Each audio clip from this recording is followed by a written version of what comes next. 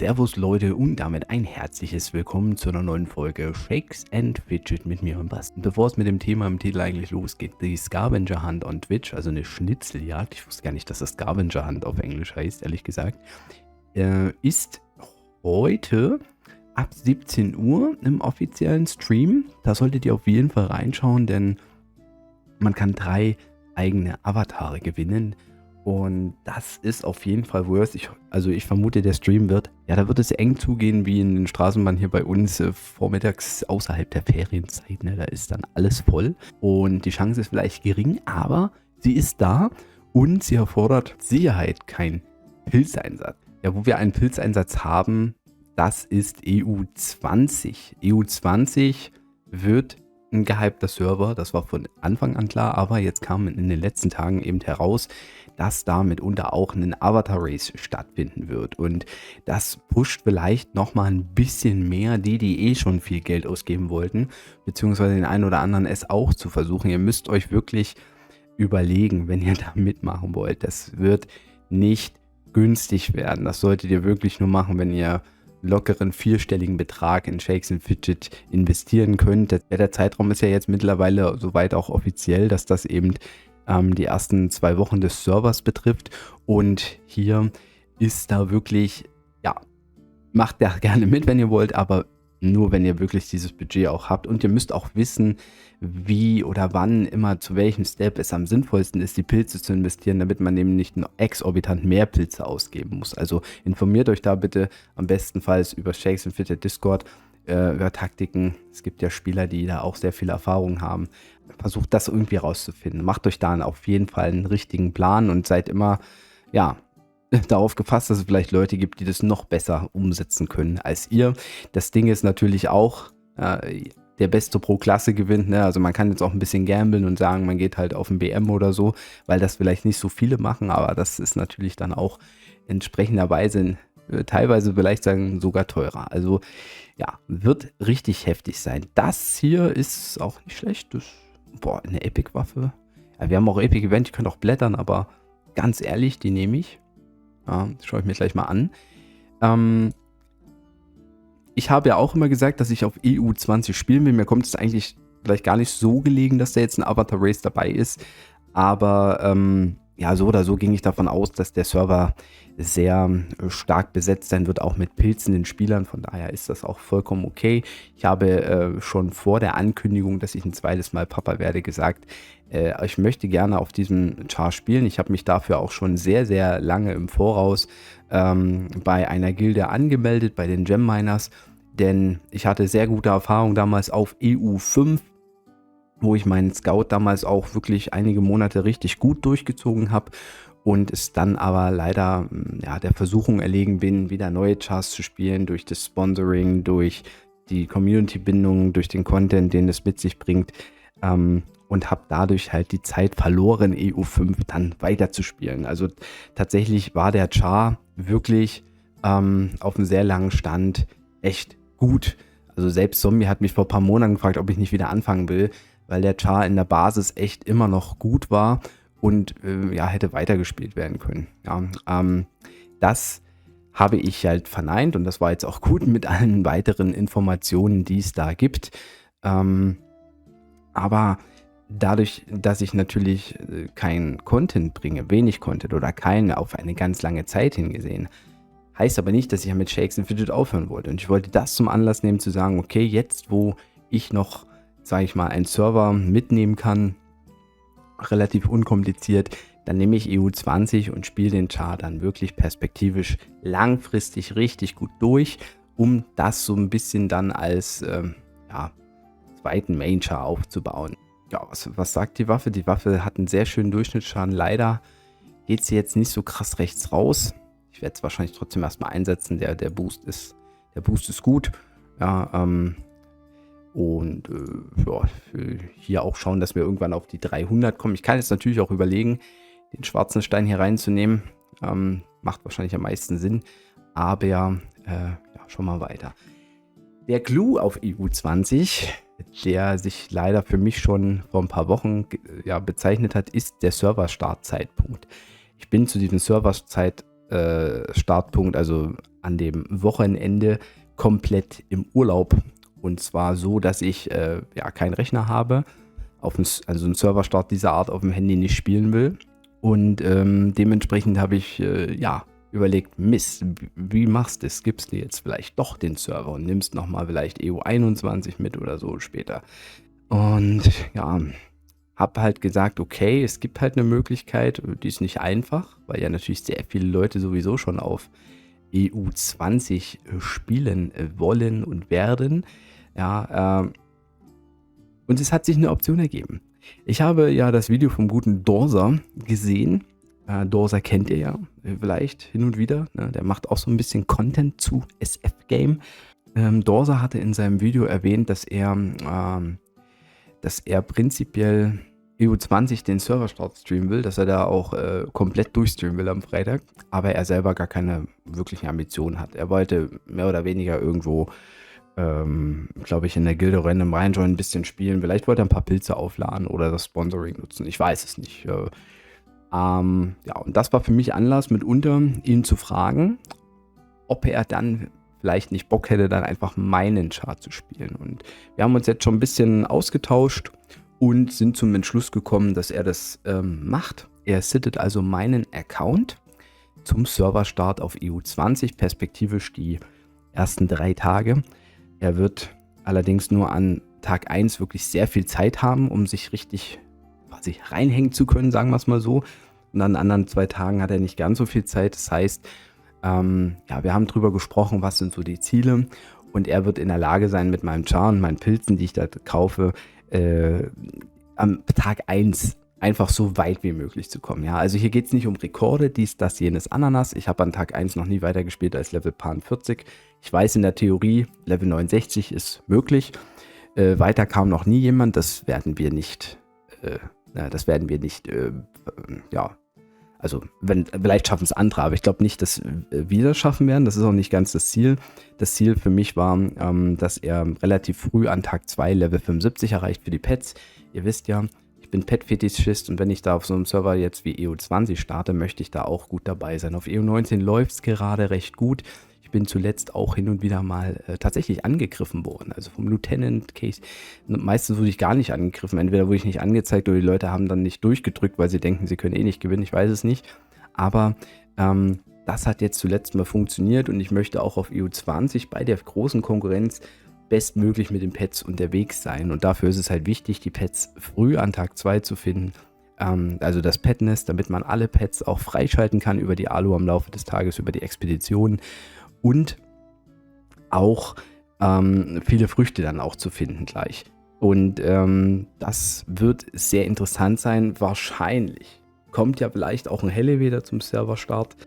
Es ist so viel, was da passiert auf dem Server. Das wird richtig krass sein.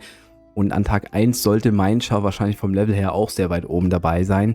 Ich kann aber schon mal eins vorneweg sagen, nach Tag 2, Tag 3 wird sich dieser Char jetzt dann auf EU20 nicht in den Gefilden mit extremem Level befinden, denke ich. Weil zum einen Dorsa da gar nicht so viel Zeit hat an den Tag 2 und 3. Wenn er da jetzt komplett durchstreamen könnte das Wochenende, dann wäre es vielleicht nochmal was anderes.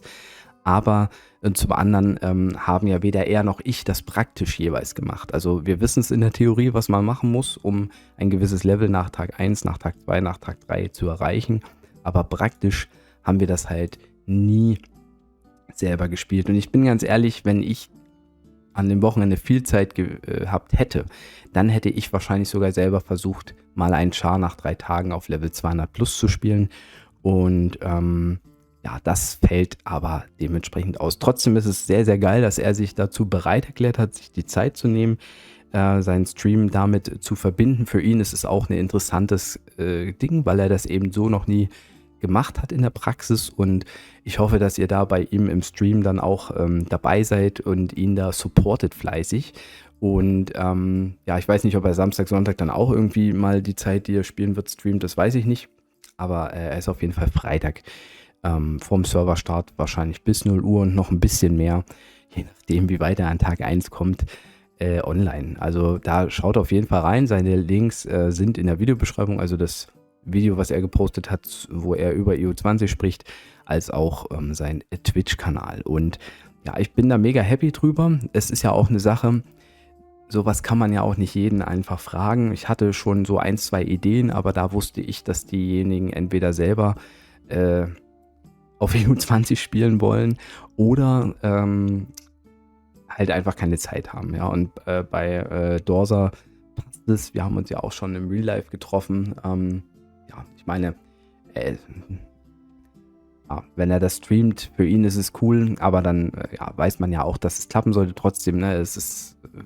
Ich gebe ihm dann hier ein Char mit sehr vielen Pilzen und dementsprechend muss da eine Vertrauensbasis einfach da sein. Und ja, ich bin dann echt gespannt. Ich werde das natürlich nicht live verfolgen können. Ich werde mir das dann aber, weiß ich nicht, ob er seinen VOD dann mal speichert, dass ich mir das vielleicht auch mal, wenn ich Bock habe, mal detailliert angucken kann. Das stimmt, das muss ich ihn immer noch fragen. Das ist eigentlich immer eine coole Geschichte dann im Nachgang. Und ja, also er wird bei den Gem-Miners, also ich bin ja bei den Gem-Miners, wie ich schon erwähnt habe, bei Zombie. Die Gilde hat jetzt nicht das Bestreben, Top 1 Gilde zu sein, aber sie wird auf jeden Fall höchstwahrscheinlich im Top 5 Bereich unterwegs sein und es werden auch, sag ich mal, die Voraussetzungen gut sein. Es werden alle Leute, die HOK pushen rechtzeitig und so, dass man auch mit guten Steinen spielen kann. Ich werde einen Dämonenjäger spielen, wie auf EU19. Da habe ich zumindest ich weiß nicht mehr, an welchem Tag ich tatsächlich gespielt habe auf EU19, aber so dieses Level-Pushen von Leveled, ja, hier so von diesen Dungeons hier, ne, die man ja schaffen muss, wenn man Level 70 erreichen will. Also ich habe das immer an Tag 2 dann gemacht. Na, also der Dungeon muss komplett durch sein. Dann sollte man eigentlich Level 70 mit ein bisschen Alu erreichen. Dann den Dungeon Key und dann pusht man nochmal die Dungeon. So, dann geht das. Dann kriegt man das Pet Nest. Dann kann man Pet Fights machen. Theoretisch ist man dann relativ schnell auch auf Level 80, wenn man dann noch 1, 2 Dungeons durchgeht. Ja, das ist das Wichtigste. Wenn Dorsa das für mich macht, spätestens früh an Tag 2 und dann halt die Pets und so alles gut spielt, dann bin ich da mega happy. Und dann ist mir egal, ob der Char nach 3 Tagen dann Level 120 ist oder Level 150 ist oder was für ein Level. Ich weiß noch nicht an Tag 4, also an dem Montag, wann oder wie ich dann da spielen kann. Vielleicht muss man das dann noch relativ kurz halten, aber es ist auf jeden Fall klar, dass ich dann, wenn ich wieder da bin, dann auf EU20 auch die Level nachziehen kann. Level 200 ist dann am Wochenende drauf, je nach Events gut möglich, gerade wenn Epic-Event sein sollte. Das weiß ich jetzt noch nicht. Aber auch mit dem Elevator ist es ein guter Support dann für die Früchte, wenn man ein gutes Level hat. Also mein Bestreben wird dann schon sein, das Level dann auch nochmal auf 200 plus zu ziehen, dann ist man im Elevator auch bei den Etagen, wo man halt Früchte kriegen kann. Ja, also bis Etage, glaube ich, 97 oder so, dann ist sowieso Schluss. Oder knapp über 100, wenn man es über den Zaun brechen will. Aber ich sag mal, ab Etage Paar 70 gibt es ja dann eigentlich bis Paar 90 jede Frucht einmal mindestens zu finden. Mit Schokolade kriegt man dann so 3 Früchte oder so bestenfalls. Das ist schon ganz geil. Das wäre sehr, sehr wichtig für das ganze Projekt. Und ja, das heißt, kurzfristig gesehen habe ich nicht vor, mit dem Char auf EU20 der allerbeste Char zu sein. Es soll ein sehr guter, kompetitiver Char sein, aber hier ist dann das Ding durchziehen angesagt. Auf EU19 klappt das für mich auch ganz gut. Im besten Falle will ich auf EU19 eigentlich auch weiterspielen. Stand jetzt auf jeden Fall. Wenn es natürlich knapp wird, hart auf hart kommt bei mir, werde ich EU19 dann ja, die Zeit cutten müssen. Aber es ist ja natürlich auch so ein Ding, ich rechne jetzt mal 3 Jahre, 4 Jahre später, wenn es dann mal zu einer Fusion kommt, zu sagen, man hat dann 2 Chars, gegebenenfalls ordentliche Chars, die man dann miteinander oder auch gegeneinander spielen lassen kann. 2 Dämonenjäger, wo dann das Ziel ist zu schauen, wer sich am meisten wiederbelebt. Also das ist so ein Ding in 3, 4 Jahren, da mache ich vielleicht auch wieder mehr Content zu Shakes and Fidget. Ja, das ist so ein bisschen so das Ende vom Lied, ja. Warum ich jetzt heute hier so dastehe wie hier, also beziehungsweise ich müsste schon mal wechseln, wir haben ja noch Fights, wir können ja noch in die Arena einfach gehen, stimmt, das kann ich noch machen, ist, gleich zeige ich euch noch, dass ich mit meiner Abenteuerlust heute noch ein bisschen warte und auch mit Petfights. Denn heute ist der Tag, wo unsere Gilde über 1000 Ehre bekommen wird. Ja, wir haben ja erstmal die 50 Raids geschafft. Achso, ist schon durch hier die Arena. Wir sind jetzt bei 804 Ehre, also perspektivisch haben wir um 6 unseren Fight und dann abends nochmal und müssten eigentlich ja, genug Ehre bekommen, um auf 1000 zu sein. Und dann kann ich über die, ja, nee, Quatsch, Top 100 müssen wir sein, stimmt. Jetzt habe ich mich ja verlesen, Top 100, sind wir jetzt schon? Ja, wobei mit, boah, wo ist denn Top 100 jetzt? 360, ne, ich glaube Top 100 werden wir heute doch noch nicht erreichen. So dass ich das Pet dann erst morgen finden kann, höchstwahrscheinlich, wenn wir weitere Gildenfights gewonnen haben. Dann schaue ich nochmal, weil das Pet, ja, will ich natürlich gern für den Rudelbonus haben. Ich muss jetzt gegen Soloko kämpfen, der hat Wasser relativ weit. Schauen wir mal, Soloko. Ich habe mir von ihm leider lange nichts gespeichert, beziehungsweise gar nichts gespeichert hier. Ich weiß also nicht, wie weit er direkt ist. Ich habe zwar die Chance, selber mit Wasser anzugreifen. Da fehlt mir aber auch noch eine Frucht. Also ich würde gerne erstmal auch die Früchte noch verfüttern hier komplett. Also gut, Fluch. Ich hätte auch erstmal Unterbiss nehmen können und Fluch dann nachziehen. Fluch ist nicht relevant fürs PvP. Aber Unterbiss auf 63 ist schon nicht schlecht, 64 perspektivisch. Bei Schatten werde ich höchstwahrscheinlich verlieren. Also Licht könnte auch noch klappen mit Bluetooth 100 und Bird Chip 52, ne? Aber man will so einen Fight gegen Soloko jetzt dann halt auch nicht verlieren. Ich habe tatsächlich heute jetzt wirklich auch mal gute Gegner gehabt. Ja? Also beide Gegner, die ich bisher hatte, waren da relativ gut. Sind die nicht? Die müssten noch hier sein. Ich habe so eine Pet Defense gegen Soul King, das habe ich noch gar nicht gesehen. Ja, Schutt und Asche, da bin ich mit Erde reingegangen. Also ich zeige jetzt mal für die, die es halt interessiert, einfach noch hinten raus die Petfights, aber zum Thema EU20 habe ich alles gesagt. Ja, Octopus, also er war bei 200 Punkten und die meisten gehen ja auf Octopus oder Evil Grim und da wusste ich, dass er relativ hoch ist im Level. Und bei Erde habe ich halt das Glück, dass ich Rhino über die Events ein bisschen hochgezogen habe und die letzten Tage habe ich das tatsächlich auch weitergefüttert fürs PvP, wenn ich genug Früchte habe. Und er hat halt Octopus geklärt und das war gut. Ja, nur 19 Ehre, weil er halt sehr weit unten ist. Aber wenn man den Fight verliert, mit Schatten hätte ich den vielleicht verloren. Ja, mit einem 88er Tintak, mit 51er Petticat und 47er Rosaling stand jetzt, müssten dagegen kämpfen. Es kann reichen, es muss aber nicht reichen. Und ich habe solche Pettetexte in den letzten Tagen auch oft verloren. Ja, da gucken wir uns das nochmal weiter an. Dann hatte ich Torins und Torins war am letzten Tag auf Tag 1. Und er hatte auch 230 oder 240 Punkte, glaube ich. Also noch mehr verfütterte Früchte als Schutt und Asche. Und da dachte ich mir, gut, er hat vielleicht einen Tintak, einen Evil Grim auf 100. Und da wusste ich, okay, ich muss auf jeden Fall mit Feuer rangehen, auch wenn Feuer einen Elementnachteil hat, weil ich halt bei Feuer mit Dragopyr gut unterwegs bin. Ne? Und auch Peprion auf 100 habe. Also ich habe nochmal so ein PvP-Pad. So, ja, das ist, glaube ich, das 8. Pet oder sowas. Ja, und es hat ein bisschen Damage von Zenok mitgenommen. Er hat Evil Grim auf 88, also nicht auf 100, das ist ein bisschen lucky gewesen. Dennoch hat Evil Grim noch gut Rest-HP. Also da war ich mir nicht so sicher, ob das alles so gut funktioniert, was da noch kommt vom Gegner. Aber Dragopyr auf 69, ja, man sieht die Werte, es ist besser. Es hat auch den Klassenvorteil. Aber, ne, ihr seht, wie viel HP es abgezogen hat noch, das Evil Grim. Und der hat halt Unterbiss auch schon auf 25. Aber es ist halt für PvP noch zu schwach. Da gab es 96 Ehre, war richtig wichtig. Und dann gab es eben anscheinend noch die Verteidigung gegen Soul King. Ja, die müssen wir auch mal gucken. Und er hat auch mit Wasser angegriffen. Also da gehen wir auch nochmal schnell rein. Es macht halt mega viel Spaß, dass ich mir die Gedanken, die ich gemacht habe, ganz gut umsetzen konnte. Ich wollte das Ganze vielleicht auch nochmal als kleines Video-Guide für PvP im Pet-Bereich bringen, weil ich eben schon durch EU18 auch nochmal neue Erfahrungen gemacht habe.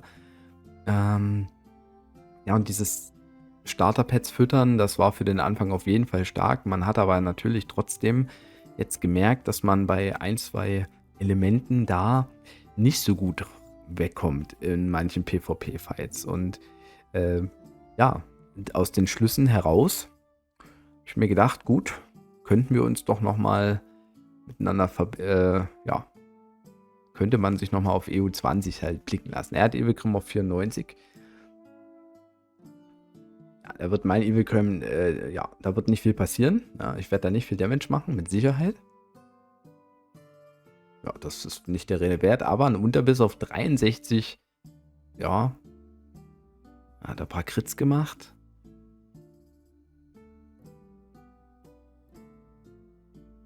Ja, okay, ich habe hinten raus zweimal geblockt, da hatte ich Glück und sein Flor ist auf Level 7 wie meins.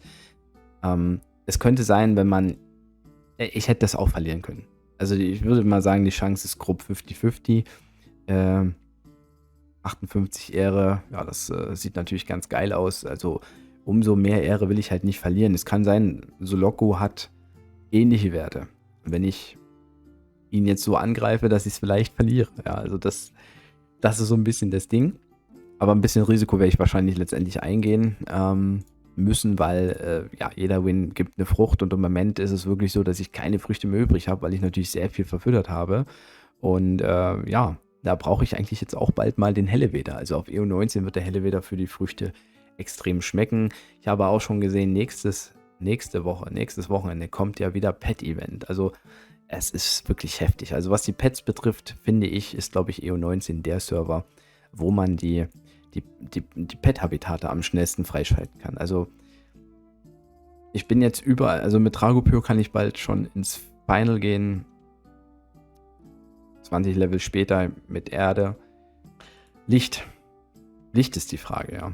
Licht ist tatsächlich so ein bisschen die Frage, wann kriegen wir Nightlight freigeschalten. Da muss ich mal gucken. Es muss jetzt zu einem Epic-Event sein. Ich glaube, dass nächste Woche dann kein Epic-Event ist. Also es kommt zwar das Pet-Event, aber es ist noch kein Epic-Event. Wenn man Nightlight bis dahin hätte, aber dann müsste ich es eigentlich jetzt an dem Wochenende freischalten. 55 mit 58 auf Nightlight. Ich glaube nicht, dass das geht. Das muss ich mir in SF Game Tools nochmal durchrechnen. Dann ist eigentlich Licht der Clou vielleicht tatsächlich, dass man das doch nicht so schnell schafft. Da muss ich noch mal schauen. Da muss ich noch mal gucken. Aber das ist ein anderes Thema. Ich wünsche euch auf jeden Fall was. Und ja, guckt da auf jeden Fall beim Dorsa in den Stream zum Serverstart von EU20. Haut rein, macht Tschüss und Servus, euer Basti.